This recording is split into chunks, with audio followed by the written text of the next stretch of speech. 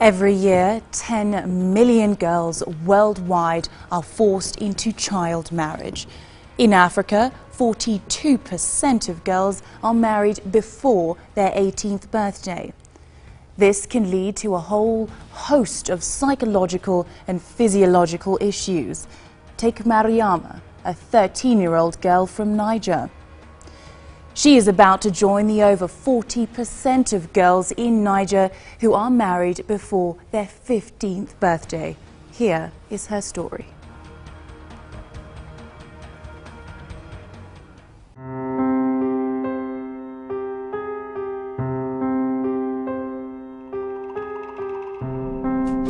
Ay maka alkamisa hane ige kuwe amma ay mamaka ni ay way go windi na kwen ay il classes fuen ay ko gisambule son haleka ir jarga gorksine wondeze inge no nya ay mamaka ni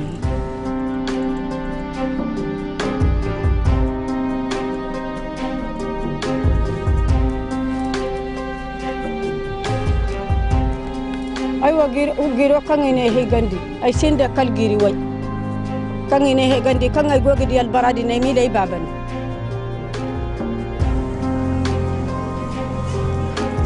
zama gono way bar kul kan sinde kurni arafu wara zan bakul nagati asinda hay kul kan nismida ne bonga niga kanini niga hindiri nan kangini wayandi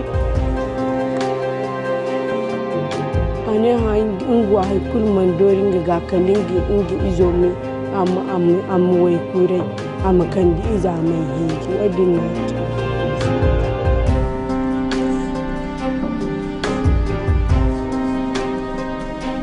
Il s'agit d'une patiente âgée de 15 ans qui nous a été référée ici pour fistule obstétricale.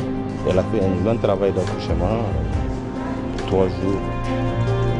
Wanda da ka taji ai sintina ai zanwa ne taban dai ma do ana yi humburandiya ai ce ga dubu ai kan ai hey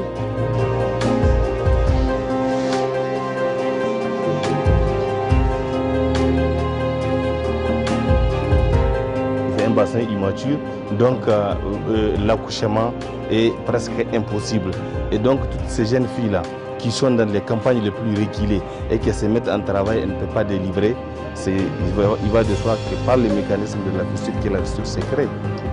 Ai zangara kan ai bina sara Allahi ai mana hayyan warai fayin kuma kun ai sanni wadin kidin da ga faina ga fainu ai bina sara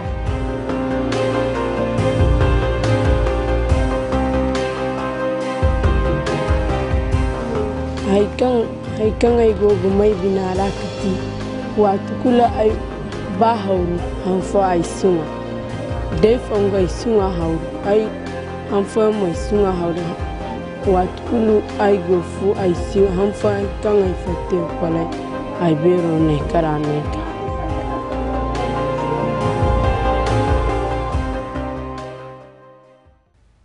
Now joining me in studio is Irene Wali from Plan International. She's a child protection advisor. Also in studio we have Professor Gakuru, and he is a lecturer at Nairobi University specializing in sociology. Thank you both for being here in studio to discuss the issue of child marriage a little bit further. Now for many of us who live in urban areas and in cities, child marriage might seem like an issue that's very far away, that we can't necessarily relate to. So Irene, if I could start by asking you, how prevalent is the issue of child marriage, and what do we know about the numbers of girls and sometimes boys who were affected locally? What I would say, for instance, like in Kenya, we've had, as Plan International, we did a study in the year 2012 on looking at issues of child marriages. And what was surprising is that in one of the program area, that is in Kilifi County, 49% of girls were said to have been married before the age of 18. So 49. For me, 49% of these girls. So for me, I would really say that the issue is really prevalent, especially in the rural setup. Okay, Professor Gakuru, if I can point this question at you. Irene's just said 49%, that's nearly half of the population in Kilifi. Where are some of the hot spots that we are seeing the issue of child marriage, the practice take place locally? We would find such hotspots in communities which have remained largely conservative and following their customs and traditions. And therefore, communities which would be seen to largely lag behind in embracing modernity and modern way of life. So where are some of those areas locally in Kenya that you could say that you think the practice of child marriage is quite prevalent? Well, keeping in mind the idea of what constitutes custom and the tradition, in contrast to modernity, this would be mainly among the Maasai, for example, and the other pastoral peoples, by and large. And this will be found, for example, therefore in the Rift Valley, in northern Rift, in also in at the coast, also that would be more or less the kind of in Kenya, and I would think this would apply to similar communities outside Kenya. It's not a problem or an issue which is limited to Kenya alone. Sure. So, I mean, Irene, working with Plan International, which is a global organization that really addresses issues to do with child rights, where are some of the countries across Africa that we're seeing this issue really prevalent? I know in Plan, we work in the regional. We have a regional office which covers the Eastern Africa and the Southern African bit. And I know areas like countries like Mozambique, the issues of child marriages are quite prevalent, whereby you even get, it's so much to an extent you'll find 1 out of 2 girls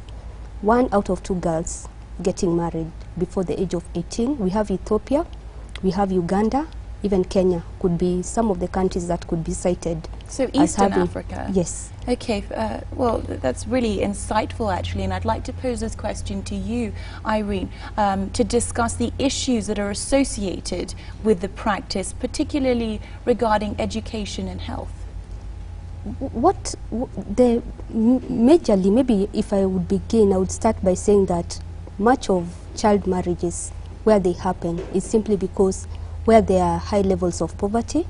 As our professor here said, that issues of cultural practices, cultural beliefs and practices, where they're still very much ingrained within the communities, also poses a very high risk.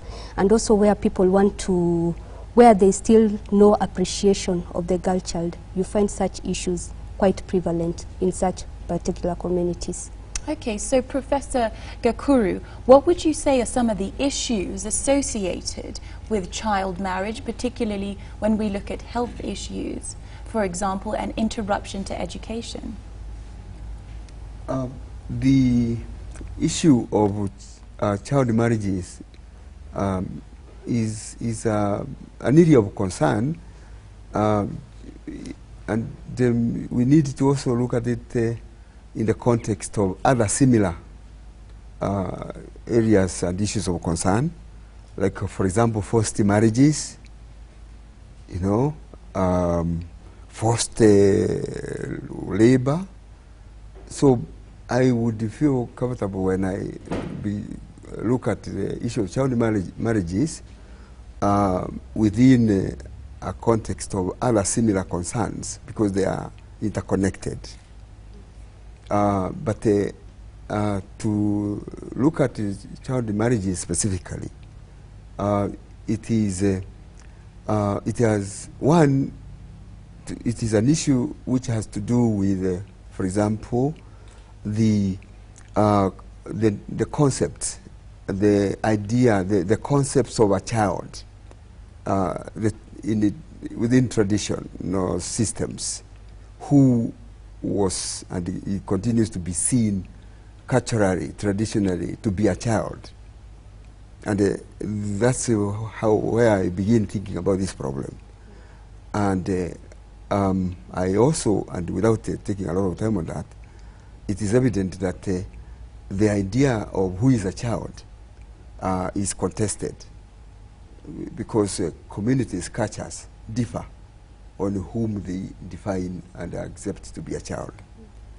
That is not going to be presented here and to be used as an excuse to the problems we see, young girls suffering because when they are married too early in their lives. And because of the fact that we are living in the modern times where our views about morality, rights of the individual are all now looked at in a way where the girl child must be given all her rights to education, to good health, to protection, and therefore any family, any community which is not able to respond and give their girls that opportunity, clearly we find that is a serious problem. So the girl child who is being married early evidently is being marginalized and being denied life opportunities. Basic human rights. Basic human rights. Absolutely. Now, Irene, as a child protection officer working here in Kenya, with some of the cases that you've encountered, with girls who are below the age of 18, aren't physically mature enough to perhaps give birth, what are some of the problems that we see? Do you see issues like fistulas, and what are the health concerns associated with girls who are getting married below the age of 18? Maybe I'd probably begin by saying that, as Professor had cited earlier, a child, even within the Kenyan law, is anybody who is below the age of 18.